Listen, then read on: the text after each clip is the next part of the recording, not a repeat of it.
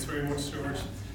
Well, it's fantastic. It's a great opportunity for Men's Sheds to be here, and we're very grateful to everybody here today for coming. And it's a great honour to be here amongst the other organisations that you're thinking of supporting here this evening as well. I suppose a lot of the problems that men have faced, have been well documented over the years. And I'm sure you're probably aware that our suicide rates in Ireland are quite high, and unfortunately 4 out of 5 people that die by suicide in Ireland are men.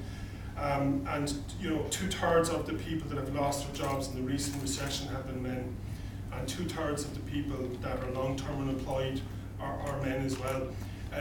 Men tend to die 4 years younger than women, and they die from all the more preventable causes of death, like accidents, incidents, heart attacks and strokes. Sheds is something that has evolved over in the recent times, and it goes in some small way to try and counteract the issues and the inequalities that men do face at times. Now, the interesting thing about men is that they want to be the provider. They want to help, they want to be the provider in their community. And we have over 230 sheds now right across the 32 counties of Ireland with 6,000 members. And it's a fully inclusive place to go. It's somewhere, it doesn't matter who you are or what you are, whether you're a skilled craftsman or you're a labourer or you're unemployed or you're a pilot, it just doesn't matter who you are. It's all about just participating and getting into the shed. The sheds don't take a whole lot to get going, but they do need a little bit of support at the start. And this is I suppose the success of maybe Men's Sheds is that we need each shed needs a small little bit at the start to get them going on their projects. The kind of things they tend to make in sheds is they might make bird boxes, they might make, they might go for a woodworking project. Some of the more coastal sheds might go for a boat building project. It just depends on what the shed takes its own direction. And what we're hoping to do this evening is, if we can raise, say, €4,000 this evening, we would hope to give that out to a new shed that we'll be setting up.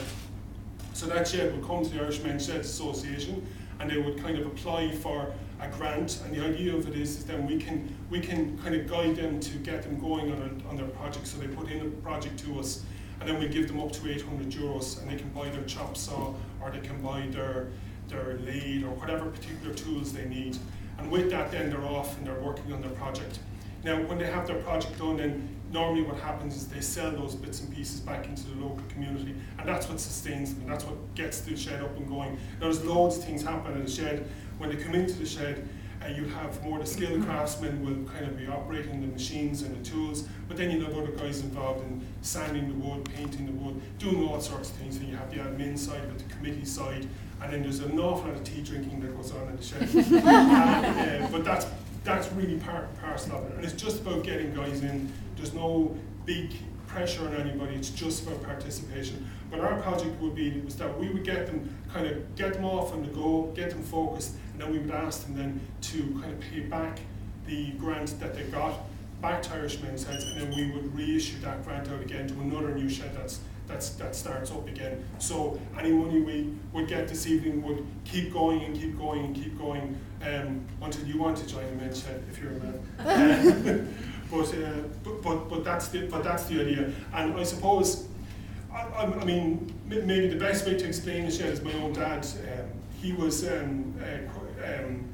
retired. When he retired, he was a very busy guy in his life, business orientated, had a big social network.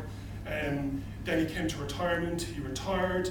He decided to kind of move out of his community, get a nice smaller place, and did all that. And then he had an accident, and he was laid up in hospital for a long time.